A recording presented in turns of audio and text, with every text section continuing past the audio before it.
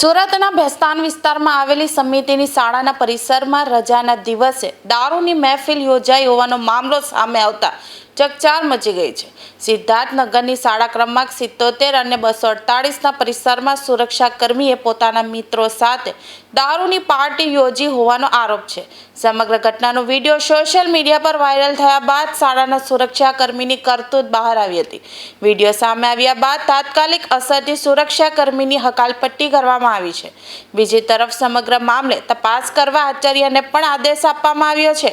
Viral વિડીયોમાં 5 થી 6 જેટલા ઈસમો શાળાના પરિસરમાં દારૂની મહેફિલ મારતા જોવા મળ્યા હોવાનું સામે આવ્યું છે.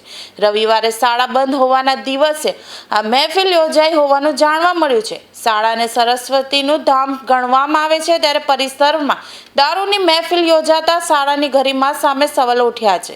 સમિતિના અધ્યક્ષ રાજેન્દ્ર કાપડિયાએ ઘટનાને શરમજનક અને દુઃખદ ગણાવી તાકીદે પગલાં લેવાના આદેશ આપ્યા છે. ગઈકાલે મીડિયાના માધ્યમ દ્વારા જાણકારી મળી કે કોઈક દારૂ પાર્ટી કરતો વિડીયો ફરી રહ્યો છે.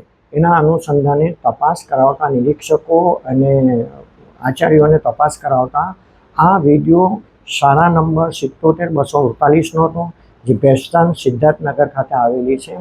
અને તાત્કાલિક અસરથી એ વોચમેન જે એના મિત્રો સાથે હોય કે સગા સંબંધી સાથે દારૂની પાર્ટી મનાવી રહ્યો હતો. આ એક ખૂબ જ ગંભીર બાબત હતી અને એની નોંધ લીધી છે. અને સવારે ભેસ્તાન પોલીસ સ્ટેશનમાં એ લોકોની ધરપકડ કરવામાં આવી છે અને પોલીસ તપાસ ચાલુ છે.